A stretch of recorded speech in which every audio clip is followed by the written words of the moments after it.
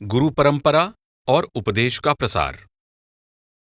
बहुत सी बौद्ध परंपराओं में, विशेषकर महायान परंपरा में, गुरु परंपरा के महत्व पर बल दिया गया है, जिसमें प्रत्येक गुरु एक या एक से अधिक उत्तराधिकारियों में ज्ञान का संचार करके उन्हें इस मार्ग का ज्ञान दूसरों तक पहुंचाने का अधिकार देते हैं।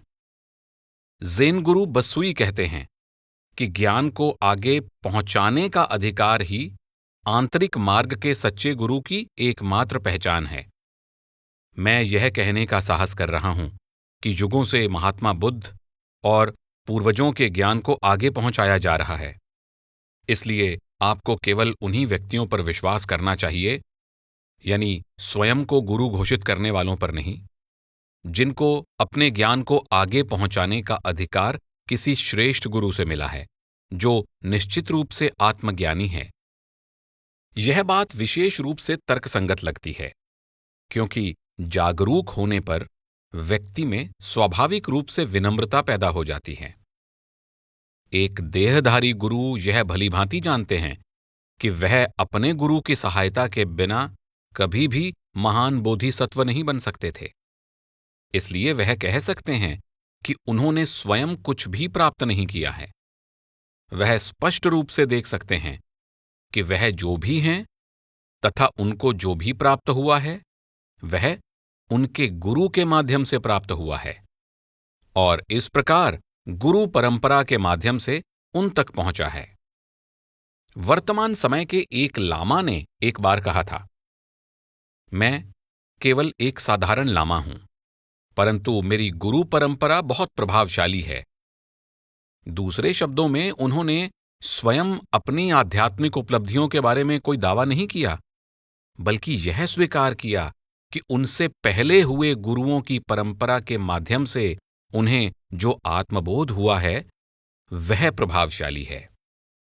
महायान परंपरा में यह माना जाता है कि गुरु अपने द्वारा नियुक्त किए गए उत्तराधिकारी तक जो ज्ञान पहुंचाते हैं, वह लिखित या मौखिक रूप में दिए उपदेश से कहीं अधिक गहन और सूक्ष्म होता है। गुरु अपने शिष्यों तक जो पहुंचाते हैं, वह बहुत महत्वपूर्ण होता है, और फिर उस गुरु परंपरा के उत्तराधिकारी को वह ज्ञान आने वाली पीढ़ी के शिष्यों तक पहुंचाने का अधिकार प्राप्त हो जाता है। गुरु अपने उत्तराधिकारी को जो ज्ञान प्रदान करते हैं, उसे गुरु का वरदान या उनकी दया या उनकी आध्यात्मिक चेतना भी कहा जा सकता है। विशेषकर तिब्बती बौद्ध धर्म में इसे प्रायः स्वयं गुरु द्वारा अपने चेतन मन का अपने उत्तराधिकारी में संचार करना कहा जाता है। जैसा कि रिगदजीन दोरजी कहते हैं, वज्र गुरु स्वयं इस अंतर्बोध का प्रत्यक्ष रूप होते हैं। ध्यान दें कि वज्र का अर्थ हीरा है और परिवर्तन रहित भी है। इसका संकेत बौद्ध धर्म की एक परंपरा की ओर है जो तिब्बत में प्रचलित है। उच्च आध्यात्मिक अवस्था प्राप्त तिब्बती लामा को वज्र गुरु कहा जाता है। जब कोई एक व्यक्ति इस अवस्था का अनुभव कर लेता है, तब यह संभव है कि दूसरे लोग भी इसका एक साथ एक ही समय में अनुभव कर सकते हैं। इसे संचार या एक से दूसरे तक पहुंचाने की प्रक्रिया कहा जाता है। यह वह अंतर्बोध है जिसे एक विचारधारा के रूप में व्यक्ति एक दूसरे के साथ बांटते हैं। यदि किसी व्यक्ति को लामा जैसी चेतना का अनुभव हो जाता है, तो वह सहज अवस्था में पहुंच जाता है, और तब उसे स्वयं उस परिपूर्ण अवस्था का निजी अनुभव हो जाता है। बौद्ध धर्म की वज्रयान शाखा के इतिहास में चेतना के जीवंत संचार, यानी चेतना को एक व्यक्ति से दूसरे तक पहुंचाने की प्रक्रिया के बारे में आश्चर्यजनक कथाएं उपलब्ध हैं। उदाहरण के रूप में जिग्मे ग्यालवे न्यूगु के अनुभव पर ध्यान दें। यहां ध्यान दीजिए कि जिग्मे ग्यालवे न्यूगु 19वीं शताब्दी के प्रसिद्ध लामा पेट्रुल रिनपोचे के गुरु थे। वह कई वर्षों से पर्वतों में एक गुफा के अंदर एकांतवास कर रहे थे। एक दिन जब वह गुफा से बाहर निकले, तो सूर्य का प्रकाश नीचे फैल रहा था। उन्होंने आकाश की ओर देखा, तो उनको एक बादल उस दिशा में जाता दिखा जहां उनके गुरु जिग्मे लिंगप रहते थे। उनके मन में विचार उत्पन्न हुआ, वहां मेरे गुरु हैं। इस विचार के साथ ही उनके मन में अपने गुरु के लिए तीव्र विरह और भक्ति भाव जागृत हो गया। यह भाव इतना प्रबल और व्याकुल कर देने वाला था कि वह अचेत हो गए। जब जिक्मे ग्यालवे न्यूगु को होश आया, तब उनके गुरु के चेतन मन की संपूर्ण दया उन तक पहुंच चुकी थी और वह अंतर्बोध की सर्वोच्च अवस्था तक पहुंच चुके थे, जिसे हम दृश्य जगत के सत्य होने का अंत कहते हैं। बौद्ध धर्म के उपदेश के अनुसार युगों तक गुरुओं की अटूट श्रृंखला द्वारा इस शक्ति को आगे पहुंचाया जाता रहा है। इसलिए वर्तमान गुरु को केवल अपने गुरु से ही नहीं, बल्कि प्राचीन काल के सभी पूर्ववर्ती बुद्ध महात्माओं से यह शक्ति प्राप्त होती है और हो रही है। पेट्रुल रिनपोचे कहते हैं, आध्यात्मिक गुरु स्वयं बुद्ध के समान हैं। वह पूर्व काल के बुद्ध महात्माओं का ज्ञान हम तक पहुंचाते हैं। हमारे लिए वर्तमान बुद्ध महात्माओं का साकार रूप हैं और अपने उपदेश के द्वारा भविष्य के बुद्ध महात्माओं का मूल स्रोत हैं। यही कारण है कि उन्होंने देहधारी गुरु को बुद्ध के करुणामय ज्ञान का मूर्त रूप कहा है। ऐसे सर्वगुण संपन्न गुरु 10 दिशाओं के सभी बुद्ध महात्माओं के करुणामय ज्ञान का साकार रूप होते हैं, जो केवल जीवों के कल्याण के लिए साधारण मनुष्य के रूप में प्रकट होते हैं। यही कारण है कि पाबोंका रिनपोचे ने देहधारी गुरु को बुद्ध का अवतार कहा है। महात्मा बुद्ध हमारे लिए देह रूप में, यानी सर्वोच्च निर्माणकाय के रूप में प्रकट हुए, परंतु हमें उस रूप में उनसे धर्म का उपदेश प्राप्त करने का सौभाग्य प्राप्त नहीं हुआ। इसलिए हमें ऐसे देहधारी आत्मज्ञानी की आवश्यकता है जो हमारे स्तर पर आकर हमें धर्म की शिक्षा देने का सौभाग्य प्रदान करे। इसलिए 10 दिशाओं की अजेय आत्माएं हमारे लिए गुरु के रूप में अवतार लेती हैं। वह समझते हैं कि यह स्वाभाविक है कि लोग प्राचीन समय के महापुरुषों का सम्मान करते हैं, परंतु वह इस बात पर बल देते हैं कि वास्तव में परमार्थ के जिज्ञासु के लिए अपने समय के देहधारी गुरु की खोज करना बहुत आवश्यक है। यदि हमारी किसी बुद्ध महात्मा से भेंट हो जाए तो हो सकता है कि हम सोचें, यह बुद्ध महात्मा मेरे गुरु से श्रेष्ठ हैं। यह स्वाभाविक प्रतिक्रिया है। सदा प्ररुदित अनगिनत बुद्ध महात्माओं के दर्शन करने पर भी संतुष्ट नहीं हुए, बल्कि उन्होंने गुरु अर्थात अपने गुरु की खोज की। यह बहुत महत्वपूर्ण तथ्य है। यदि हमारा उस गुरु से मिलाप नहीं होता जिसके साथ हमारा कर्मों का संबंध है, तो समझो कि हम सबसे कल्याणकारी वस्तु से वंचित रह गए हैं। ध्यान दें कि सदा प्ररुदित एक अत्यंत श्रद्धालु और लगनशील शिष्य थे, जिनकी कहानी परफेक्शन ऑफ विजडम धर्म ग्रंथों में लिखी गई है। गुरु शिष्य के सार्थक संबंध का विकास। गुरु और शिष्य के संबंध को तभी सार्थक माना जा सकता है जब यह वास्तव में शिष्य के आध्यात्मिक विकास का साधन बन जाता है। परंतु यह सार्थक संबंध केवल गुरु से दीक्षा प्राप्त करने से ही स्थापित नहीं होता, बल्कि इस संबंध को सार्थक बनाने में शिष्य की भी भूमिका होती है। गुरु से मित्रता करना। यदि गुरु एक कल्याणकारी मित्र हैं, तो शिष्य को भी चाहिए कि वह गुरु का मित्र बनना सीखे। मित्रता एक तरफ से नहीं होती। नावा सुत्त यानी द बोट सूत्रा में महात्मा बुद्ध ने बताया है कि शिष्य किस प्रकार गुरु से मित्रता कर सकता है। क्योंकि जिससे तुमने धर्म की शिक्षा प्राप्त की है, जब तुम उसका इस प्रकार सम्मान करते हो जिस प्रकार देवतागण इंद्र का करते हैं, तब वह सम्माननीय ज्ञानी तुम पर भरोसा करके तुम्हें धर्म का मार्ग दिखाता है। तुम विवेकशील और सचेत होकर ऐसे गुरु से मित्रता करो। धर्म की मर्यादा के अनुसार धर्म का अभ्यास करो। सोच विचार करके इसको प्राथमिकता देते हुए ज्ञानी, निर्मल चित्त और समझदार बनो।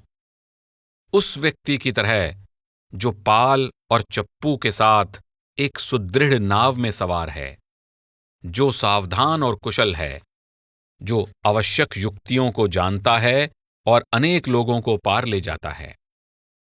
इसलिए जो ज्ञान प्राप्त कर चुका है, जो बुद्धिमान है, जो स्वयं विकास कर चुका है, जो दृढ़ है, वह दूसरों को समझा सकता है, यदि वे उसकी बात सुनने के लिए तैयार हैं, सीखने के लिए तैयार हैं। इसलिए तुम्हें किसी सदाचारी व्यक्ति को मित्र बनाना चाहिए जो ज्ञानी और बुद्धिमान है। इस तरह अभ्यास करो कि तुम लक्ष्य को पहचान लो। जब तुम धर्म का अनुभव कर लोगे, तब तुम्हें आनंद प्राप्त होगा। यहां महात्मा बुद्ध समझाते हैं कि जो व्यक्ति धर्म का उपदेश देता है, उसके शिष्यों को उसका उसी प्रकार आदर सम्मान करना चाहिए जिस प्रकार वे किसी देवता का सम्मान करते हैं। धर्म की मर्यादा के अनुसार धर्म का अभ्यास करके और धर्म को प्राथमिकता देकर वे अपने गुरु के मित्र बन सकते हैं। वह कहते हैं कि शिष्यों के लिए अपने गुरु से ऐसी मित्रता करना एक सुदृढ़ नाव में सवार होने के समान है, जो हर तरह से तैयार है और सुरक्षित रूप से पार ले जाने में समर्थ है। गुरु के मित्रों के रूप में शिष्यों को उनकी बात ध्यान से सुनने और उनसे सीखने के लिए तैयार रहना चाहिए। जीवन में किसी भी महत्वपूर्ण मित्रता को बनाए रखने के लिए निष्ठा, प्रेम और आदर जैसे गुण आवश्यक हैं। इसी प्रकार गुरु से मित्रता बनाए रखने के लिए शिष्यों को इन्हीं गुणों को अपनाने की आवश्यकता है, और यही गुरु को अच्छा मित्र समझने का अर्थ है। इसके साथ ही यदि किसी मित्रता की ओर न तो पूरा ध्यान दिया जाए और न ही उसे पर्याप्त समय दिया जाए, तो वह पनप नहीं पाएगी। अजाहन चाह के कुछ शिष्यों ने अपने आचरण द्वारा गुरु के प्रति अपनी मित्रता की भावना को प्रकट किया, विशेष रूप से उनके जीवन के अंतिम दिनों में, जो एक अनुकरणीय उदाहरण था। अजाहन चाह को दिल का दौरा पड़ने से लकवा हो गया था और उनकी बोलने की शक्ति चली गई थी। वह अपने जीवन के अंतिम 10 वर्षों तक इसी अवस्था में रहे और यह समय उन्होंने मठ में बिताया। जिन भिक्षुओं को उन्होंने शिक्षा दी थी, वे उनकी देखभाल करते रहे। भिक्षुओं ने रात दिन बारी बारी से उनकी सेवा की और उनकी आवश्यकताओं का ध्यान रखा। सबसे अधिक ध्यान देने योग्य बात यह है कि उनके शिष्यों ने न केवल निष्ठा, प्रेम और निस्वार्थ भाव से उनकी सेवा की, बल्कि शिष्य यह भी मानते थे कि अजाहन चाह उस समय भी अत्यंत स्पष्ट और प्रभावशाली ढंग से उन्हें शिक्षा प्रदान कर रहे थे। वे कहते थे कि अजाहन चाह ने उन्हें हमेशा यही समझाया था कि सारे स्थूल शरीरों का ह्रास होता है और ये मृत्यु के अधीन हैं। इस प्रकार वह अपने उदाहरण द्वारा उन्हें यह महत्वपूर्ण सबक सिखा रहे थे। वह कहते थे, न तो कोई महान गुरु और न ही स्वयं महात्मा बुद्ध प्रकृति के कठोर नियमों से बच सकते हैं। हमारा उद्देश्य यह है कि हम बदलने वाले स्वरूपों से ना जुड़ें और इस प्रकार शांति और निर्वाण प्राप्त कर लें। नावा सुत्त में उल्लेख किया गया है कि हमें हर परिस्थिति को अपने अभ्यास को सुदृढ़ बनाने का अवसर समझना चाहिए। यही अपने गुरु का सच्चा सम्मान करना है। यह गुरु को मित्र बनाने का विवेकशील तरीका है। वचनबद्ध होना। 8वीं शताब्दी के भारतीय भिक्षु शांतिदेव ने दीक्षा प्राप्ति को अपना नया जन्म कहा था। महात्मा बुद्ध के आध्यात्मिक परिवार में नया जन्म लेने पर उन्होंने प्रसन्नता प्रकट करने के साथ ही यह भी कहा कि अभी अभी उन्होंने जो भारी दायित्व लिया है, उसका उन्हें बोध है। अब मेरा जीवन सफल हो गया है, मेरा मनुष्य जन्म सार्थक हो गया है। आज मेरा बुद्ध के परिवार में जन्म हुआ है। अब मैं बुद्ध की संतान बन गया हूं। इसलिए अब मेरा हर कार्य बोधिसत्वों के परिवार के अनुरूप होना चाहिए और मेरा कोई भी कर्म इस पवित्र परिवार पर कलंक की भांति नहीं होना चाहिए। तिब्बती बौद्ध धर्म में शिष्य और उसे दीक्षा देने वाले गुरु के आपसी संबंध को वज्र संबंध या वज्र प्रतिज्ञा कहा जाता है। वज्र शब्द का अनुवाद करना कठिन है। इसका अर्थ है अटल, परिवर्तन रहित, हीरे के समान ऐसी वस्तु जो बहुमूल्य भी है और सख्त भी, इतनी सख्त कि उसका टूटना या पिचकना असंभव है। इसका संकेत बिजली की चमक, बादलों की गर्जना और साथ ही शक्ति की ओर भी है। तिब्बत के बौद्ध धर्म को वज्रयान या वज्रपथ कहा जाता है। दीक्षा प्राप्ति को वज्र प्रतिज्ञा कहने का अर्थ है एक अटूट संबंध बनाना। वर्तमान समय के लामा रिग्दजीन दोरजे वज्र प्रतिज्ञा के बारे में लिखते हैं, इसको दोनों में से किसी भी पक्ष द्वारा तोड़ने की जरा भी संभावना नहीं है। वह कहते हैं कि अपने गुरु के साथ शिष्य का संबंध उसके जीवन में सबसे अधिक महत्वपूर्ण होता है, यहां तक कि इस जीवन से भी अधिक महत्वपूर्ण होता है। लामा या वज्र गुरु और वज्र शिष्य का आपसी संबंध परमार्थ के अभिलाषी के जीवन का सबसे महत्वपूर्ण संबंध होना चाहिए। यही एकमात्र संबंध है जो अंत में हमें आत्मज्ञान की ओर ले जाता है। वज्रयान के दृष्टिकोण से यह संबंध हमारी पत्नी, बच्चों और माता पिता के संबंध से भी अधिक महत्वपूर्ण है। वज्रयान के शिष्य के लिए यह संबंध इस जीवन से भी अधिक महत्वपूर्ण है। हालांकि शिष्य से वज्र प्रतिज्ञा करने वाले गुरु पूर्ण रूप से जागृत होते हैं और समस्त शक्तियों के स्वामी होते हैं, परंतु शिष्य के लिए भी अपने कर्तव्य का पालन करना आवश्यक है। उसको भी निष्ठापूर्वक प्रतिज्ञा करनी चाहिए जो हीरे की तरह सख्त हो। मार्ग पर चलता हुआ शिष्य विभिन्न गुरुओं से सीख सकता है, परंतु जिस गुरु से उसने वज्र प्रतिज्ञा की है उसे उसका मूल गुरु कहा जाता है। गुरु को मूल गुरु कहने के पीछे गूढ़ अर्थ छिपे हुए हैं। जैसा कि रिग्दजीन दोरजे ने समझाया है कि जिस प्रकार वृक्ष अपनी जड़ से जीवनदायी पोषण प्राप्त करता है, उसी प्रकार शिष्य मूल गुरु से जीवनी शक्ति प्राप्त करता है। वृक्ष की जड़ को काटने से वृक्ष सूख जाता है। अपने गुरु रूपी मूल से अलग होने पर शिष्य के अभ्यास का भी अंत हो जाता है। मूल गुरु वह लामा हैं जिनके आत्मज्ञान के द्वारा व्यक्ति को अपनी आत्मा के वास्तविक स्वरूप को अनुभव करने की योग्यता प्राप्त होती है।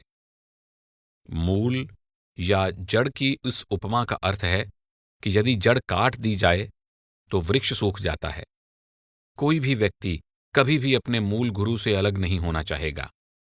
शिष्य चाहता है कि उसके अंतर में निरंतर आध्यात्मिक ज्ञान का संचार उसी प्रकार होता रहे जिस प्रकार एक वृक्ष को पानी खींचने की क्षमता रखने वाली अपनी जड़ों द्वारा पोषण मिलता है। वृक्ष का जीवन और शिष्य का अभ्यास जड़ या मूल पर निर्भर करता है। जड़ के बिना न पानी मिलता है और न ही जीवन। मूल गुरु के बिना न ज्ञान का संचार होता है और न ही आत्मज्ञान प्राप्त होता है। शिष्य का कार्य। एक बार किसी ब्राह्मण ने महात्मा बुद्ध से पूछा कि क्या कारण है कि उनके कुछ शिष्य इसी जन्म में निर्वाण प्राप्त करने में सफल हो जाते हैं, जबकि दूसरे शिष्य इस लक्ष्य तक नहीं पहुंच पाते। महात्मा बुद्ध ने समझाया कि इसका कारण यह है कि कुछ शिष्य आध्यात्मिक अभ्यास के प्रति सचेत और लगनशील होते हैं, जबकि दूसरे शिष्य आलसी और सुस्त होते हैं। निर्वाण वास्तव में है, निर्वाण प्राप्त करने का मार्ग भी है और मैं एक मार्गदर्शक के रूप में हूं। मेरे कुछ शिष्य मुझसे उपदेश और प्रेरणा प्राप्त करके अपने चिरस्थायी लक्ष्य निर्वाण को प्राप्त कर लेते हैं, परंतु कुछ शिष्य इसे प्राप्त नहीं कर पाते। हे ब्राह्मण, मैं इस विषय में क्या कर सकता हूं? हे ब्राह्मण, तथागत अर्थात बुद्ध तो मार्गदर्शक है। महात्मा बुद्ध का अपने आप को मार्गदर्शक कहने का अभिप्राय यह था कि वह मार्ग की ओर संकेत कर सकते थे, निर्देश दे सकते थे, परंतु शिष्य के लिए अभ्यास नहीं कर सकते थे। इसीलिए पेट्रुल रिनपोचे ने कहा है कि कुछ लोग यह सोचने की भूल करते हैं कि गुरु दया करके उनको दिव्य मंडलों की ओर इस तरह उछाल देंगे जैसे कि वह एक कंकर को फेंक रहे हों। जब हम कहते हैं कि गुरु ने दयापूर्वक हमारी बांह पकड़ी है, तो वास्तव में इसका अर्थ है कि उन्होंने प्रेमपूर्वक हमें अपने शिष्य के रूप में स्वीकार कर लिया है। वह हमें अपना गूढ़ उपदेश देते हैं, हमारी आंखें खोल देते हैं कि हमें क्या करना चाहिए और क्या नहीं करना चाहिए, और हमें अजेय द्वारा सिखाया गया मुक्ति का मार्ग दिखाते हैं। इससे बड़ी दया और क्या हो सकती है? यह हम पर निर्भर है कि हम इस दया का लाभ उठाते हैं और वास्तव में मुक्ति के मार्ग पर चलते हैं या नहीं।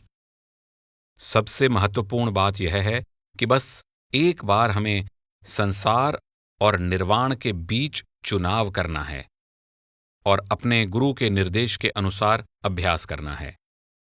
पेट्रुल रिनपोचे उन कठिनाइयों की याद दिलाते हैं जिनका धर्म के जिज्ञासु को सामना करना पड़ता है। वह इस कहावत का उल्लेख करते हैं, धर्म किसी की संपत्ति नहीं है, यह उसका है जिसकी इसमें सबसे अधिक रुचि होती है। वह कहते हैं, स्वयं महात्मा बुद्ध ने सैकड़ों कठिनाइयों का सामना करके यह ज्ञान प्राप्त किया। हालांकि शिष्य के लिए केवल यत्न करना, किसी भी प्रकार का यत्न करना ही काफी नहीं है, बल्कि उसके लिए गुरु के निर्देशों का पालन करना बहुत महत्वपूर्ण है। गुरु जो भी निर्देश देते हैं वही शिष्य के लिए धर्म है। गुरु के छोटे से संकेत को भी ध्यानपूर्वक समझकर उस पर अमल करना चाहिए। जैक कॉर्नफील्ड जब पहली बार थाईलैंड के मठ में पहुंचे तो उन्हें बिना किसी गद्दी के कई घंटों तक ठंडे एवं पथरीले फर्श पर बैठकर धर्मोपदेश सुनना पड़ा और फिर घंटों तक अंतर्मुखी अभ्यास के लिए बैठना पड़ा, जो उनके लिए बहुत चुनौतीपूर्ण था। उन्होंने शांतिपूर्वक इसका हल खोज लिया और उस स्थान पर बैठ गए जहां वह एक खंबे का सहारा ले सकते थे। वह याद करते हैं कि अजाहनचाह ने कुछ नहीं कहा, मानो उन्होंने कुछ देखा ही ना हो। 2 सप्ताह के बाद कुछ लोगों को धर्मोपदेश देते हुए उन्होंने मुस्कुराकर कॉर्नफील्ड की ओर देखा और कहा कि धर्म व्यक्ति को आत्मनिर्भर बनाता है ताकि उसे किसी का सहारा ना लेना पड़े। इसके बाद कॉर्नफील्ड खंबे से दूर बैठने लगे। कभी कभी गुरु के निर्देश अटपटे प्रतीत हो सकते हैं, यहां तक कि बचकाने या अनावश्यक भी लग सकते हैं। जो शिष्य लगनशील नहीं हैं या जो गुरु शिष्य के संबंध में आज्ञा पालन के महत्व को नहीं समझता है, वह कभी कभी विरोध कर सकता है। हो सकता है कि गुरु के निर्देशों में गहरी सीख निहित हो जो ऊपरी तौर पर दिखाई नहीं देती। कॉर्नफील्ड याद करते हैं कि अजाहनचाह किस प्रकार जोर देकर कहते थे कि भिक्षुओं को प्रतिदिन पूरी सावधानी से रास्तों की सफाई करनी चाहिए। वह बार बार उनकी भूल सुधारते थे और उन्हें विशेष ढंग से सफाई करने के लिए कहते थे। कॉर्नफील्ड को यह समझने में कुछ समय लगा कि केवल सफाई करना ही महत्वपूर्ण नहीं था। भिक्षु चाहे जितने भी अच्छे ढंग से झाड़ू लगा लें, फिर भी शाम होते होते रास्ते पत्तों से भर जाते थे। कॉर्नफील्ड को बोध हो गया कि गुरु चाहते थे कि शिष्य सावधान और सचेत रहें और जो भी कार्य करें उसे जागृति प्राप्त करने के उद्देश्य से करें। यह सत्य है कि अधिकांश लोग अपनी समझबूझ के अनुसार यह निर्णय लेने के आदी होते हैं कि क्या करना चाहिए और कैसे करना चाहिए। ज़ेन गुरु बसोई समझाते हैं कि जब लोग गुरु के आदेश का पालन करने की अपेक्षा अपनी सूझबूझ के अनुसार कार्य करने का प्रयास करते हैं तो वह व्यर्थ सिद्ध होता है। कुछ ही इंसान ऐसे हैं जो दूर किनारे से परे चले जाते हैं, बाकी लोग केवल तट पर ही एक दिशा से दूसरी दिशा में भागते रहते हैं। जब धर्म को सही ढंग से समझाया जाता है, तब धर्म के अनुसार अभ्यास करने वाले लोग मृत्यु लोक से परे चले जाएंगे, जिसके पार जाना बहुत कठिन है। दूसरे शब्दों में, तट पर एक दिशा से दूसरी दिशा में भागने में व्यक्ति बहुत अधिक परिश्रम करता है, परंतु उसका यह सारा प्रयत्न उसे पार नहीं ले जाएगा। जो लोग अपने गुरु द्वारा समझाए गए धर्म का पालन करते हुए अभ्यास करेंगे, केवल वे ही मृत्यु लोक से परे जाएंगे, जिसके पार जाना बहुत कठिन है। पेट्रुल रिनपोचे ने भी बड़े प्रभावशाली शब्दों में इस विचार को प्रकट किया है। पूर्व कर्मों के प्रताप से जिस गुरु से तुम्हारा मिलाप हुआ है और जिनकी दया तुम्हें प्राप्त हुई है, वह तुम्हारे लिए सबसे अधिक महत्वपूर्ण हैं। प्रत्येक कार्य में उनकी आज्ञा का पालन करो और गर्मी, सर्दी, भूख, प्यास जैसी किसी भी कठिनाई की ओर ध्यान न दो। विश्वास और श्रद्धा के साथ उनसे प्रार्थना करो। जो भी कार्य करो, उसमें उनकी सलाह लो। उन पर पूरा विश्वास रखते हुए जो वह कहें, उस पर अमल करो। एक संघर्षशील शिष्य जिसे जागृत अवस्था प्राप्त नहीं हुई है, अपने गुरु के प्रति उस सम्मान और प्रशंसा को कैसे प्रकट कर सकता है जिसके वे अधिकारी हैं? 8वीं शताब्दी में हुए लेखक अनंग वज्र कहते हैं कि कृतज्ञता से भरे ऐसे श्रद्धा भाव को केवल अपने तन मन द्वारा ही प्रकट किया जा सकता है। इसलिए जब जीवन में ऐसे सच्चे गुरु से मिलाप हो जाए, जो सब इच्छाएं पूरी करने वाले चिंतामणि जैसे अद्भुत हैं, और यदि व्यक्ति का उद्देश्य वास्तव में पूर्ण अवस्था प्राप्त करना है, तो उसे तन मन से अपने गुरु का सम्मान करना चाहिए। उनके तेज द्वारा शाश्वत ज्ञान प्राप्ति का आनंद मिलता है। इसलिए जो नेक व्यक्ति पूर्ण अवस्था प्राप्त करना चाहते हैं, वे सदा अपने तन मन से अपने गुरु का सम्मान करते हैं, जो अनंत वरदानों के दाता हैं। जिस गुरु से शिष्यों को धर्म का उपदेश मिला है, उनका सम्मान करने और उन्हें प्रसन्न करने के लिए वे अनेक कार्य करते हैं। प्रत्येक गुरु परंपरा में गुरु के प्रति सम्मान प्रकट करने के कुछ विशेष ढंग होते हैं। उनकी सेवा करने की कुछ रीतियां और कुछ निर्धारित तरीके होते हैं। अलग अलग संप्रदायों में ये रीतियां और प्रथाएं भी अलग अलग होती हैं। उदाहरण के लिए, गुरु और शिष्य के आपसी संबंध के बारे में 19वीं शताब्दी के जमगों कोंगत्रुल द ग्रेट की साहित्यिक रचना में उन कार्यों का वर्णन किया गया है जिनके द्वारा तिब्बती बौद्ध धर्म की नियंगमा विचारधारा के शिष्य लामा का सम्मान करने और उन्हें प्रसन्न करने का प्रयत्न करते हैं। लामा का सम्मान करने का अर्थ है कि शिष्य उनके प्रति आदर भाव रखता है। जब लामा कमरे में प्रवेश करते हैं, तो शिष्य तब तक खड़ा रहता है जब तक कि लामा बैठ नहीं जाते। फिर शिष्य 3 बार दंडवत प्रणाम करता है। जिस कमरे में लामा होते हैं, उस कमरे में जाते हुए भी शिष्य को 3 बार दंडवत प्रणाम करना होता है। ज्ञान संपन्न गुरु से शिष्य इस तरह व्यवहार करता है मानो वह बुद्ध का रूप हैं। इसलिए वह उनके बर्तनों का, उनके कपड़ों का उपयोग नहीं करता और न ही उनके आसन पर बैठता है। गुरु की उपस्थिति में यदि शिष्य लेट जाता है, अपने मुंह को ढके बिना उबासी लेता है और गुरु की ओर पैर करके फर्श पर बैठता है, तो इसे गुरु का अनादर माना जाता है। इसके साथ ही उन्होंने यह संकेत भी किया कि ये सब कार्य गुरु को प्रसन्न करने और उनके प्रति सम्मान प्रकट करने के सबसे महत्वपूर्ण साधन नहीं हैं, बल्कि सबसे अधिक महत्व तो गुरु के निर्देशों के अनुसार अभ्यास करने को दिया गया है। वह कहते हैं, पहले बताए गए भक्ति के तरीकों से बेहतर यही है कि शिष्य लामा के सभी आदेशों का खुशी खुशी पालन करें, उनके धर्मोपदेश को ध्यानपूर्वक सुनें, उन पर विचार करें तथा उनके अनुसार साधना करें, और जहां तक संभव हो इन बातों पर दृढ़तापूर्वक अमल करें, क्योंकि सच्चे ज्ञान संपन्न गुरु भौतिक पदार्थों आदि से नहीं, बल्कि शिष्यों द्वारा किए गए अभ्यास से प्रसन्न होते हैं।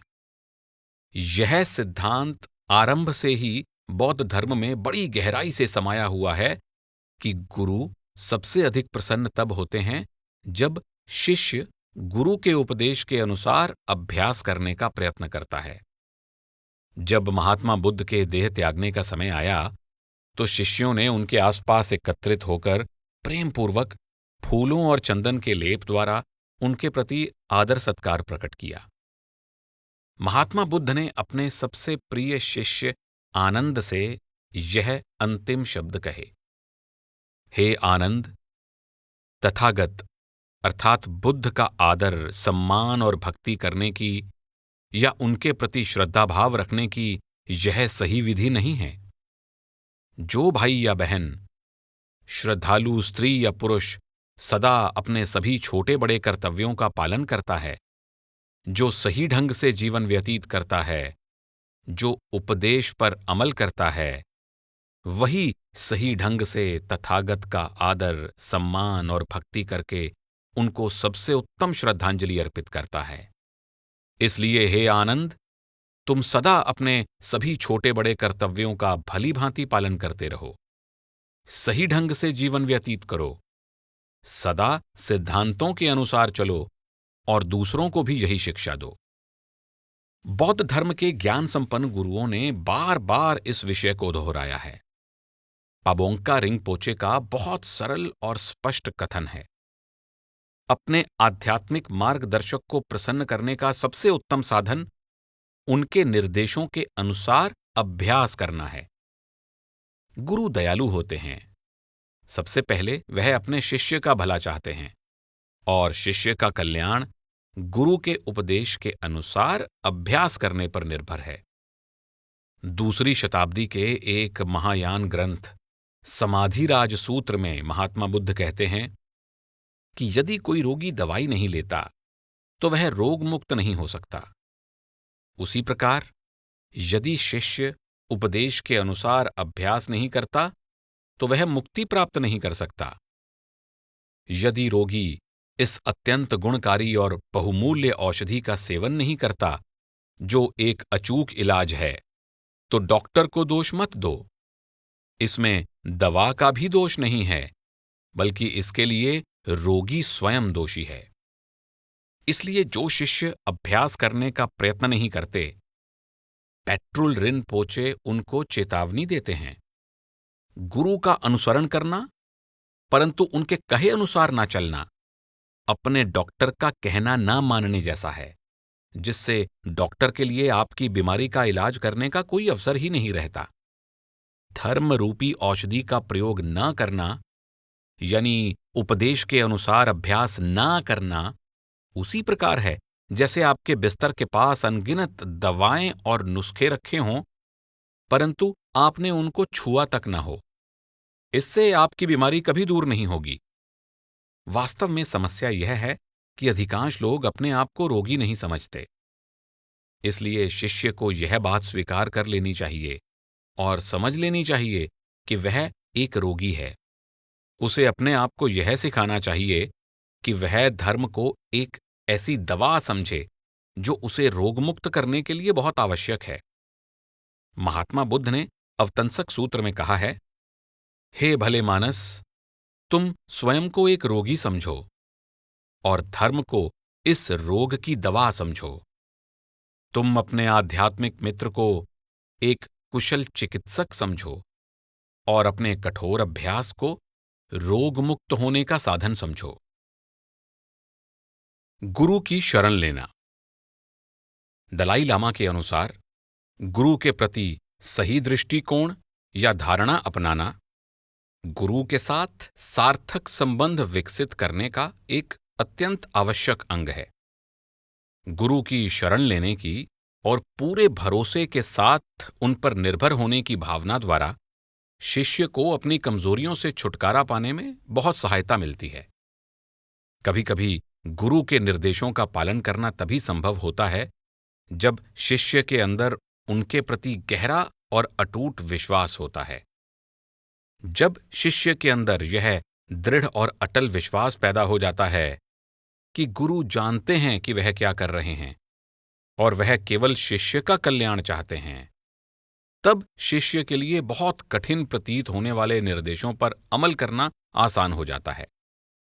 कॉर्नफील्ड को अंतर्मुखी अभ्यास में नींद आ घेरती थी। नींद पर काबू पाने के लिए उन्हें जो निर्देश मिले, उनका पालन करने के लिए कॉर्नफील्ड के अंदर अजाहनचाह के ज्ञान और सद्भावना के प्रति दृढ़ विश्वास होना आवश्यक था। आरंभ में मुझे अंतर्मुखी अभ्यास के समय बहुत गहरी नींद आ जाती थी। अजाहनचाह ने मुझे आदेश दिया, कमर को सीधा रख कर बैठो। यदि तुम्हें नींद आने लगे तो आंखों को खोल कर रखो। निरंतर चलते रहो और उल्टे पांव चलो। उल्टे पांव चलने पर भी मुझे नींद आने लगती थी। ठीक है, तुम जंगल में उल्टे पांव चलो। तब मुझे वृक्षों और झाड़ियों से बचने के लिए सचेत रहना पड़ता था। जंगल में उल्टे पांव चलने से मुझे नींद नहीं आती थी, परंतु जैसे ही मैं अभ्यास के लिए बैठता था, मुझे पुनः नींद घेर लेती थी। अंत में अजाहनचाह ने कहा, हमारे पास तुम्हारे जैसे लोगों के लिए इलाज है। तुम्हारी कुटिया के निकट एक कुआं है। जाओ और कुएं के किनारे पर बैठो। मैंने कुएं के किनारे पर बैठकर आंखें बंद करके अभ्यास करना आरंभ कर दिया। मुझे शीघ्र ही नींद आने लगी और मैं ऊँघने लगा। जब मैंने सावधान होकर नीचे देखा तो 50 फुट गहरा कुआं दिखाई दिया। डर से मेरी सांसें तेज हो गईं और खून का दौरा भी तेज हो गया, जिसके कारण मैं पूरी तरह सचेत हो गया। मुझे बोध हो गया कि किसी अन्य अवस्था की तरह नींद का भी समाधान है।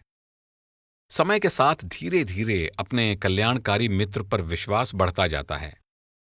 कॉर्नफील्ड ने देख लिया था कि अजाहनचाह प्रत्येक शिष्य की कमजोरी और सामर्थ्य के अनुसार उसके लिए अलग तरीका अपनाते थे। ऐसा लगता था कि उनको हमेशा पता होता था कि किस शिष्य से कितना कठिन प्रयास करवाना है। लोगों को उन चीजों से छुटकारा दिलाने के लिए जिनमें वे उलझ जाते थे, उनके पास व्यावहारिक तरीके थे और यह कार्य वह पूरे संतुलन के साथ करते थे। वह कहते थे, आपको पता होना चाहिए कि आपकी बैलगाड़ी में कितनी क्षमता है। यदि आप उस पर उसकी क्षमता से अधिक बोझ डाल देंगे तो वह टूट जाएगी। वह व्यक्ति को उसकी गति के अनुसार आगे बढ़ने के लिए समय देते थे। अजाहनचाह के कार्यों को देखकर कॉर्नफील्ड के अंदर उनके ज्ञान के प्रति इतना विश्वास पैदा हो गया कि उनके लिए उन निर्देशों पर अमल करना भी संभव हो गया जो जीवन के लिए घातक सिद्ध हो सकते थे। बौद्ध धर्म में इसे गुरु की शरण लेना कहा जाता है। पेट्रुल रिनपोचे ने बहुत से काव्य रूपकों द्वारा गुरु के प्रति शिष्य के सार्थक दृष्टिकोण को प्रकट किया है। वह अर्थात गुरु एक महान जहाज हैं जो हमें संसार रूपी महासागर से पार ले जाते हैं। वह दिव्य मार्ग के सच्चे और विश्वसनीय मार्गदर्शक हैं। कर्मों और मनोभावों की दहकती अग्नि को बुझाने वाले अमृत की वर्षा हैं। अज्ञानता के अंधकार को दूर करने वाले सूर्य और चंद्रमा हैं। वह धरती हैं जिसमें अनंत धैर्य है। वह इच्छा पूर्ति करने वाले कल्पवृक्ष हैं, सहयोग और आनंद का स्रोत हैं। धर्म की निधि को संभालने वाले श्रेष्ठ पात्र हैं। वह चिंतामणि से बढ़कर सभी वस्तुओं को प्रदान करने वाले दाता हैं। वह माता हैं, पिता हैं, जो सभी को समान रूप से प्रेम करते हैं। इस कविता की व्याख्या करते हुए वह कहते हैं, इन सभी गुणों से संपन्न गुरु एक महान जहाज के समान है, जिसमें बैठकर हमें संसार रूपी महासागर से पार जाना है। एक दिशा निर्देशक की तरह वह हमारे लिए मुक्ति तथा परमात्मा की प्राप्ति का मार्ग निर्धारित करते हैं। अमृत की वर्षा की तरह वह बुरे कर्मों और मनोभावों की लपटों को बुझाते हैं। वह सूर्य और चंद्रमा की तरह धर्म का प्रकाश फैलाते हैं और अज्ञानता के घोर अंधकार को दूर करते हैं। वह धरती की भांति हर प्रकार की कृतघ्नता और निराशा को धैर्यपूर्वक सहन करते हैं और अनेक विचारों और कर्मों को अपने अंदर समेट लेते हैं। कल्पवृक्ष की तरह वह इस जीवन में हर प्रकार की सहायता का और परलोक में समस्त आनंद का स्रोत हैं। गुरु की तुलना एक जहाज से करने में बौद्ध धर्म साहित्य में प्रयोग होने वाले उस रूपक की झलक दिखाई देती है जिसमें बताया गया है कि हमें अज्ञानता रूपी निकट किनारे से विशाल जल राशि को पार करके मुक्ति रूपी दूर किनारे पर पहुंचना है। प्राचीन पाली ग्रंथ मिलिंद पन्हा में राजा मिलिंद एक प्रसिद्ध भिक्षु नागसेन से पूछते हैं कि महात्मा बुद्ध किसी दुराचारी व्यक्ति की रक्षा केवल इस कारण से कैसे कर सकते हैं कि उसने उनकी शरण ली है और उसे उन पर अटल विश्वास है। नागसेन ने उत्तर दिया, एक पत्थर चाहे कितना ही छोटा क्यों ना हो, पानी में डूब जाएगा, परंतु हजारों टन के पत्थर को यदि जहाज में रख दिया जाए तो वह भी जहाज के साथ पार हो जाएगा। गुरु को चाहे एक जहाज कहा जाए जो पत्थर जैसे शिष्य को समुद्र के पार ले जाता है, चाहे उनको दिशा बताने वाला मार्गदर्शक कहा जाए अथवा उनको आवश्यक औषधि देने वाला डॉक्टर कहा जाए, प्रत्येक अवस्था में शिष्य का सही दृष्टिकोण है आश्रय और विश्वास। जैसा कि 19वीं शताब्दी के लामा येशे त्सोंद्रू ने द एसेंस ऑफ नेक्टर में कहा है, जब व्यक्ति सही तरीके से अपने आप को पूर्ण गुरु के प्रति समर्पित कर देता है, तब वह शीघ्र ही जन्म मरण के चक्र से मुक्त हो जाता है। गुरु की शरण लेकर शिष्य उन पर पूरा विश्वास करता है। शरण का अर्थ है कि गुरु पर विश्वास करने से शिष्य को एक आश्रय, एक सुरक्षित स्थान मिल जाता है। शरण लेना केवल एक धारणा नहीं है, यह अवस्था अनुभव द्वारा प्राप्त होती है। शिष्य ने वास्तव में शरण ले ली है। यह उस समय सिद्ध होता है जब उसे गुरु का प्रत्येक कार्य पूरी तरह सही लगता है। परंतु गुरु को सर्वश्रेष्ठ समझना केवल एक सिद्धांत नहीं होना चाहिए। वास्तव में ऐसा करने में एक खतरा भी है। दलाई लामा ने चेतावनी दी है, मैं हमेशा यह सुझाव देता हूं कि साधारण अभ्यासियों के जीवन में गुरु के कार्यों को पूरी तरह से सही मानने के उपदेश पर बहुत जोर नहीं देना चाहिए। अर्थात सही ढंग से भरोसा करने का अर्थ है कि न केवल गुरु इस भरोसे के योग्य हो, बल्कि अभ्यासी भी परमार्थ में उन्नति कर चुका हो। इस मार्ग पर शुरुआत करने वाले एक साधारण अभ्यासी के लिए गुरु के शब्दों तथा कार्यों को अपने विवेक की कसौटी पर परखना आवश्यक है। दलाई लामा ने यह भी कहा है, हम अक्सर धर्म ग्रंथों में पढ़ते हैं, प्रत्येक कार्य को पूरी तरह सही मानना चाहिए, परंतु इस वाक्य को बुद्ध महात्मा शाक्य मुनि के शब्दों द्वारा समझना आवश्यक है। जिस तरह पारखी सोने की परख करने के बाद ही उसे खरीदता है, उसी तरह मेरे उपदेश को भी समझने और परखने के बाद ही स्वीकार करो। केवल भरोसे के आधार पर किसी बात को स्वीकार न करो। गुरु के प्रत्येक कार्य को पूरी तरह सही मानने की सोच में समस्या यह है कि यह बहुत आसानी से शिष्य और गुरु दोनों के लिए विष में बदल जाती है। इसलिए मैं जब भी ऐसा करने का उपदेश देता हूं, तब साथ ही यह सुझाव भी देता हूं कि गुरु के प्रत्येक कार्य को पूरी तरह सही मानने के चलन पर अधिक बल नहीं देना चाहिए। यदि गुरु के व्यक्तित्व में धर्म के प्रतिकूल लक्षण प्रकट होते हैं और वह धर्म के विपरीत उपदेश देते हैं, तब गुरु को सर्वश्रेष्ठ समझने का निर्देश देने के बजाय विवेक का प्रयोग करना चाहिए। जिस बौद्ध धर्म का आधार विवेक है, यदि उसमें विवेक को दूसरे स्थान पर रखा जाए तो यह बहुत दुर्भाग्य की बात होगी। गुरु की शरण लेने की प्रक्रिया बहुत धीमी है, इसमें थोड़ा समय लग सकता है। जैसे जैसे शिष्य गुरु को जानने लगता है, उसके अंदर स्वाभाविक रूप से गुरु के प्रति विश्वास, सम्मान और प्रेम विकसित होता जाता है। पूर्ण विश्वास का अर्थ है कि अंत में शिष्य अपने गुरु के निर्देशों का पूरी तरह पालन करने लगता है। शिष्य को गुरु के उपदेश को कभी भी अपने विचारों और भावनाओं के अनुरूप नहीं ढालना चाहिए। ज़ेन गुरु दोजोन ज़ेन्ज़ी का कथन है, एक आत्मज्ञानी गुरु के मार्गदर्शन में अभ्यास करने से जो शक्ति प्राप्त होती है, उसके द्वारा धर्म का अर्थ स्पष्ट हो जाता है और मार्ग पर सफलता प्राप्त होती है।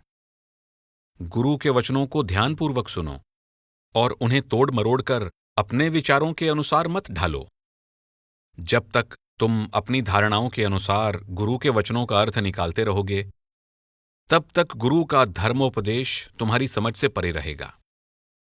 जब तुम गुरु की संगति में रहकर अभ्यास करते हो और धर्म के विषय में उनसे निर्देश प्राप्त करते हो, तब अपने शरीर तथा मन को निर्मल रखो और आंखों तथा कानों को खुला रखो। गुरु के धर्मोपदेश को ध्यानपूर्वक सुनो और अपने दृष्टिकोण के आधार पर उसकी परख किए बिना उसे स्वीकार करो। तुम्हारे मन और शरीर में तालमेल होना चाहिए। गुरु के धर्मोपदेश को ऐसे ग्रहण करो जैसे कि पानी को एक बर्तन से दूसरे बर्तन में डाला जा रहा हो। यदि तुम ऐसे बन जाओगे, तब तुम गुरु के धर्मोपदेश को ग्रहण करने में असफल नहीं रहोगे। शिष्य का कार्य है कि वह तन और मन को निर्मल करे और एक खुले, खाली और साफ बर्तन की तरह बन जाए, जिसमें धर्मरूपी निर्मल पदार्थ को डाला जा सके। यह आसान कार्य नहीं है। गुरु दोजेन ज़ेन्ज़ी ने शोबो गेंजो ज़ुई मोंकी में कहा है कि बहुत से लोग ऐसा करने से इनकार करते हैं। ध्यान दें कि शोबो गेंजो का अर्थ है सच्चे धर्म का भंडार। ज़ुई मोंकी का अर्थ है जिसको समझना आसान है। इस रचना में दोजेन ज़ेन्ज़ी के संक्षिप्त प्रवचन, निर्देश और चेतावनी पूर्ण कथन हैं। सांसारिक लोग अक्सर कहते हैं, हालांकि मैंने अमुक गुरु के वचन सुने हैं, परंतु वे मेरे विचारों से मेल नहीं खाते। ये शब्द गलत हैं। मैं नहीं जानता कि उनके मन में क्या है। संत के उपदेश का सार तत्व उन लोगों की धारणाओं के विपरीत है, क्या इसलिए वे उसे गलत मानते हैं? यह निरी मूर्खता है। या फिर ऐसा तो नहीं है कि गुरु के शब्द उनकी निजी मान्यताओं से मेल नहीं खाते? यदि ऐसा है तो वे गुरु से कुछ पूछते ही क्यों हैं? या फिर ऐसा है कि वे लोग उन धारणाओं के कारण ऐसा कहते हैं जो उनकी भावनाओं पर आधारित हैं और जिनके वे आदी हो चुके हैं? यदि ऐसा है तो ये मिथ्या धारणाएं हैं जिससे वे अनादिकाल से जुड़े हुए हैं।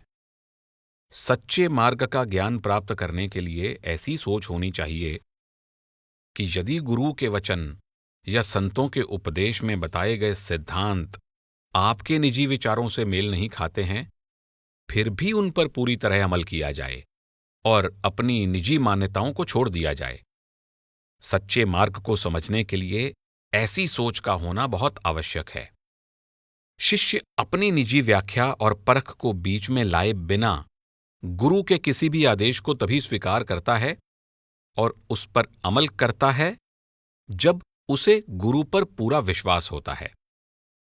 पेट्रुल रिनपोचे का कथन है कि शिष्य को गुरु पर इतना विश्वास होना चाहिए कि गुरु चाहे कुछ भी कहें या करें, फिर भी शिष्य कोई परख ना करे।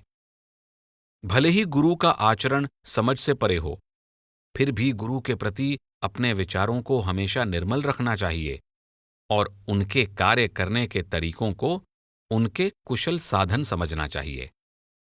वह इस बात पर बल देते हुए कहते हैं, गुरु का अनुसरण करते हुए आपको उनमें इतना विश्वास होना चाहिए कि आप उन्हें वास्तव में बुद्ध ही समझें। सबसे पहले प्रत्येक बौद्ध अनुयायी 3 रत्नों की शरण लेने की, अर्थात बुद्ध की शरण, धर्म की शरण और संघ की शरण लेने की प्रतिज्ञा करता है। हालांकि महान पद्मसंभव कहते हैं कि देह स्वरूप गुरु की शरण में ये तीनों रत्न शामिल हैं। उन्होंने लिखा है, गुरु ही बुद्ध हैं, गुरु ही धर्म हैं और गुरु ही संघ हैं। वह सभी बुद्ध महात्माओं का साक्षात रूप हैं वह तीनों रत्नों का मूल आधार हैं। इसी प्रकार पेट्रुल रिनपोचे का कथन है, केवल शरण लेने से ही तुम अपने अंदर मुक्ति का बीज बो देते हो। अंत में यही तुम्हें बुद्धत्व की अवस्था तक पहुंचाएगा। आप समझाते हैं, अपने गुरु, आध्यात्मिक मित्र, जो तुम्हें यहीं और अभी यह सिखाते हैं कि क्या करने योग्य है और क्या नहीं, उन्हीं को तुम बुद्ध का सच्चा रत्न समझो। अपने श्रेष्ठ गुरु के प्रत्येक शब्द को धर्म रत्न समझो। किसी भी बात में उनकी आज्ञा का उल्लंघन किए बिना उनके कहे प्रत्येक वचन को स्वीकार करो। गुरु ही सबसे बड़ी शरण है, इसलिए उनको तीन रत्नों का महत्वपूर्ण मेल समझो। पूरे भरोसे के साथ उनके वचनों का पालन करो और सदैव उनके सम्मुख प्रार्थना करते रहो। याद रखो कि अपने किसी भी कार्य, वचन या विचार द्वारा उनको नाराज करना शरण को पूर्ण रूप से त्याग देना है। इसलिए सदैव उनको प्रसन्न करने का यत्न करो। तुम्हें चाहे अच्छी या बुरी कैसी भी अवस्था से गुजरना पड़े, दुख हो या सुख, बीमारी हो या कष्ट हो, तुम अपने आप को पूरी तरह से गुरु रूपी रत्न को समर्पित कर दो। गुरु के प्रति भक्ति भाव।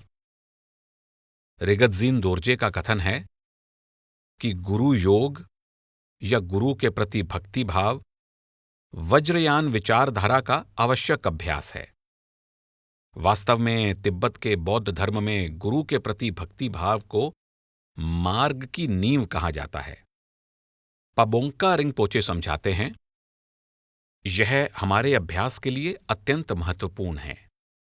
मार्ग की नींव जैसे शब्द हमें यह समझाते हैं कि जिस तरह वृक्ष के पत्ते, फल आदि का स्रोत उसकी जड़ें हैं, उसी तरह मनुष्य के संपूर्ण अंतर्बोध और उपलब्धियों का स्रोत केवल गुरु के प्रति उसका भक्ति भाव है।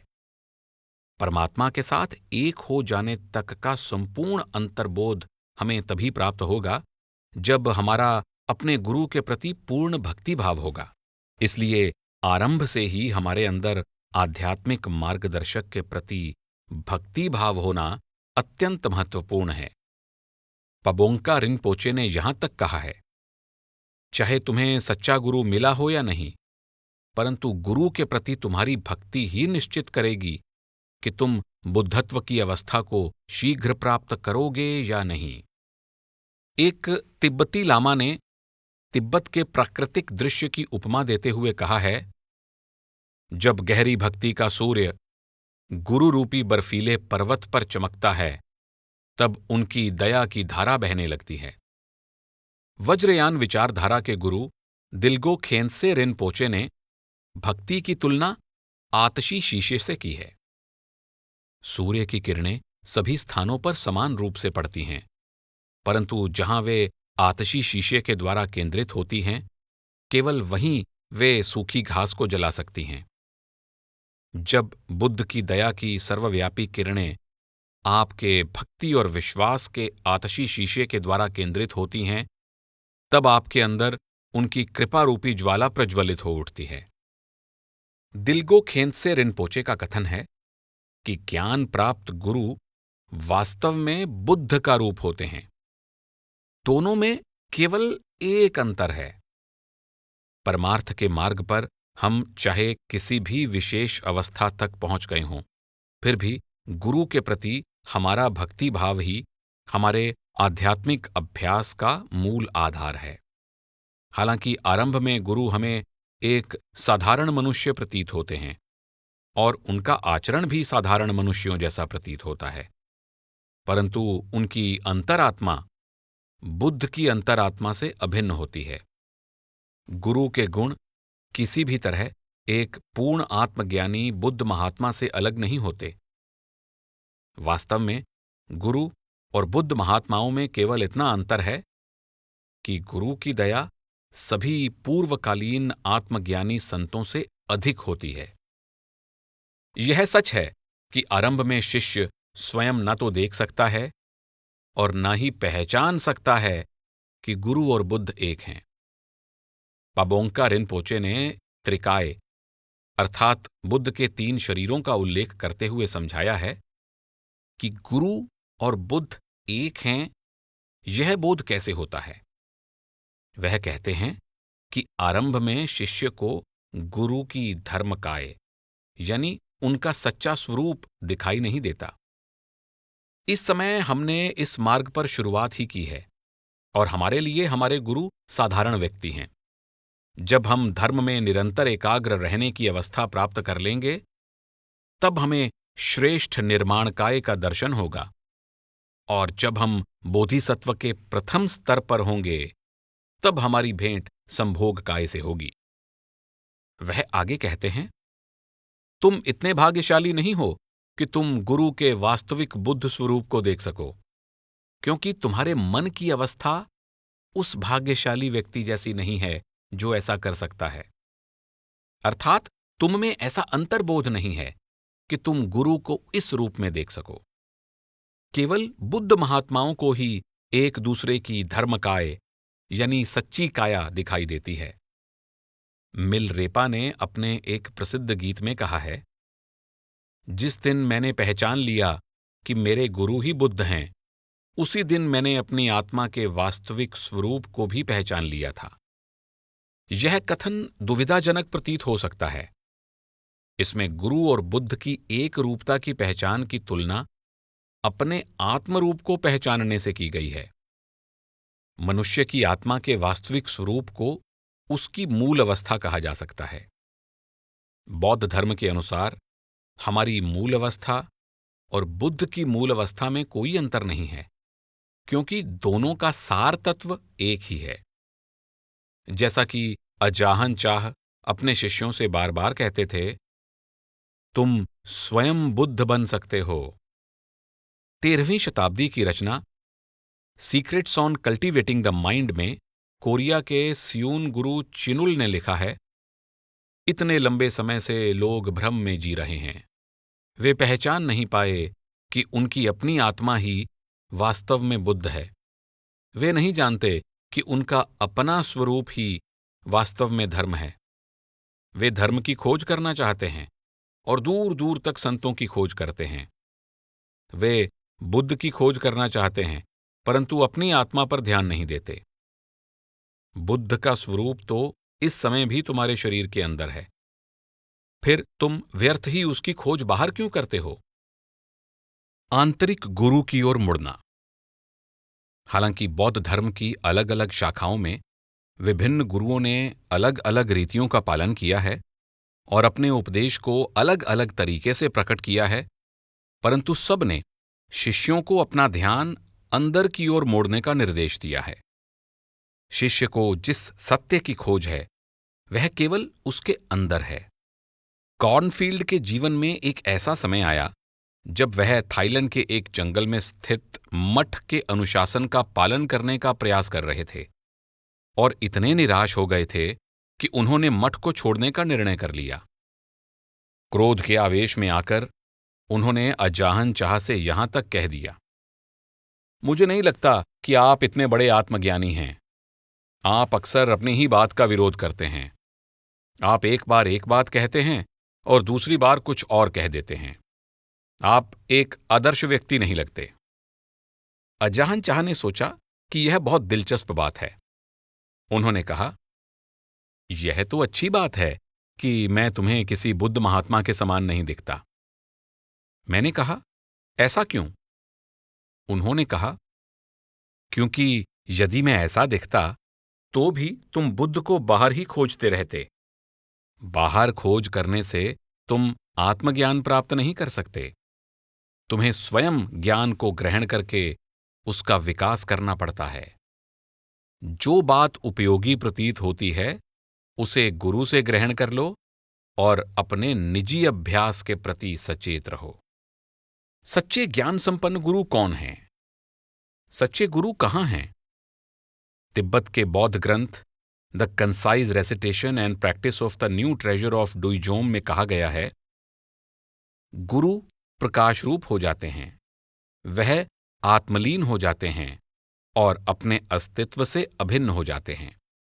शून्य अवस्था के साथ जागृत अवस्था को देखो, यही लामा का वास्तविक स्वरूप है। जब शिष्य एक बार लामा के इस वास्तविक स्वरूप की पहचान कर लेता है, तब वह कभी भी गुरु से अलग नहीं होता। वास्तव में उसे गुरु से अलग किया ही नहीं जा सकता, क्योंकि गुरु उसके अंतर में होते हैं और असल में उसका आत्मज्ञानी होना ही गुरु का अंतर में होना है। इस विषय पर 14वीं शताब्दी के तिब्बती गुरु लांगचेन रबजम ने कहा है, जिस सच्चे गुरु पर तुम्हें भरोसा है, उनसे तुम्हें कभी भी अलग नहीं होना चाहिए, क्योंकि यदि तुम उनसे अलग हो जाओगे तो तुम मुक्ति के मार्ग पर नहीं चल सकोगे। यह स्पष्ट है कि कोई भी शिष्य शारीरिक रूप से सदा अपने गुरु की संगति में नहीं रह सकता, परंतु शिष्य को कभी भी भूल से या लापरवाही से उन सच्चे गुरु को नहीं छोड़ना चाहिए जो उसके अंतर में हैं। शांति देव ने बोधिचर्या अवतार में कहा है, चाहे अपने जीवन की बाजी लगानी पड़े, फिर भी अपने आध्यात्मिक मित्र को कभी नहीं छोड़ना चाहिए। आंतरिक गुरु पर न बीमारी का कोई प्रभाव पड़ता है और न ही बुढ़ापे या मृत्यु का। हालांकि भौतिक जगत की सभी वस्तुओं की तरह गुरु का शरीर भी बुढ़ापे और मृत्यु के अधीन है, परंतु आंतरिक गुरु शाश्वत हैं। जैसा कि चौन बौद्ध गुरु लियांग चियाई के बारे में आगे कही गई घटना में बताया गया है। सन 869 की बसंत ऋतु के आरंभ में गुरु लियांग चियाई बीमार हो गए और शीघ्र ही शरीर त्यागने वाले थे। एक भिक्षु ने गुरु से पूछा, पूजनीय गुरु बीमार हैं, परंतु क्या कोई ऐसा भी है जो कभी बीमार नहीं होता? गुरु ने उत्तर दिया, हां, है। भिक्षु ने पूछा, जो कभी बीमार नहीं होता, क्या वह अभी भी आपको देख रहा है? गुरु ने उत्तर दिया, इसके विपरीत इस भिक्षु के भाग्य में उसे देखना लिखा है। भिक्षु ने पूछा, पूजनीय गुरु उसे कैसे देखते हैं? गुरु ने उत्तर दिया, जब यह बूढ़ा भिक्षु उसे देखता है, तब इसे कोई बीमारी दिखाई नहीं देती। इस कथन द्वारा वृद्ध गुरु समझाते हैं कि वह अंतर में अपना ध्यान निरंतर अपने आंतरिक गुरु पर टिकाकर रखते हैं। उस स्वरूप को एकटक देखते हुए उनको अब अपनी बीमारी बिल्कुल भी नहीं दिखाई देती। भिक्षु ने तो सोचा था कि आंतरिक गुरु शिष्य पर दृष्टि डालते हैं, पर लियांग चियाई समझाते हैं कि वास्तविकता इसके विपरीत है। यह वार्तालाप आगे जारी रहता है। फिर गुरु ने भिक्षु से पूछा, जब तुम निरंतर नष्ट होने वाले इस आवरण यानी शरीर को त्याग दोगे, तब तुम मुझसे मिलने कहां जाओगे? भिक्षु कोई उत्तर नहीं दे पाया। तब गुरु ने उसको आगे कही गाथा यानी कविता सुनाई। गंगा की रेत के कणों जितने शिष्यों में से एक भी जागृत नहीं हुआ। उनकी भूल यह है कि वे उन मार्गों की खोज करते हैं जो दूसरों के द्वारा बताए गए थे। स्वरूपों को भूलने और चिन्हों को मिटाने के लिए शून्य अवस्था में लगनपूर्वक आगे बढ़ते जाओ। यहां गुरु लियांग चियाई समझा रहे हैं कि आंतरिक गुरु का दर्शन करने के लिए शिष्यों को अंतर्मुखी अभ्यास करना चाहिए। उनके शिष्य जागृत नहीं हुए क्योंकि वे पुस्तकें पढ़ने में विश्वास करते हैं। प्राचीन आत्मज्ञानी गुरुओं द्वारा लिखे ग्रंथों तथा शब्दों और सिद्धांतों के बारे में चर्चा करने से आंतरिक ज्ञान प्राप्त नहीं होगा। जागृति केवल आध्यात्मिक अभ्यास द्वारा ही प्राप्त होती है। शिष्यों को शून्य अवस्था में लगनपूर्वक आगे बढ़ना चाहिए। लामा पद्म संभव समझाते हैं कि यदि कोई बाहरी स्वरूप पर ध्यान एकाग्र करने की अपेक्षा आंतरिक गुरु के प्रति श्रद्धा रखता है, तो आध्यात्मिक उन्नति में बाधा डालने वाली सभी रुकावटें दूर हो जाती हैं।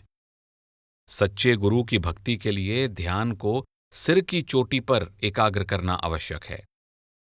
सिर की चोटी पर गुरु की निरंतर भक्ति करने से तुम्हारा कल्याण होगा, तथा तुम्हारी रुकावटें दूर हो जाएंगी। तिब्बती बौद्ध धर्म के इतिहास में गुरु के स्वरूप को सिर की चोटी पर टिकाए रखने के सिद्धांत को लामाओं ने सदियों से दोहराया है। 12वीं शताब्दी के भारतीय बौद्ध गुरु पदम्पा सांगे तिब्बत के टिंगरी गांव में जाकर बस गए थे।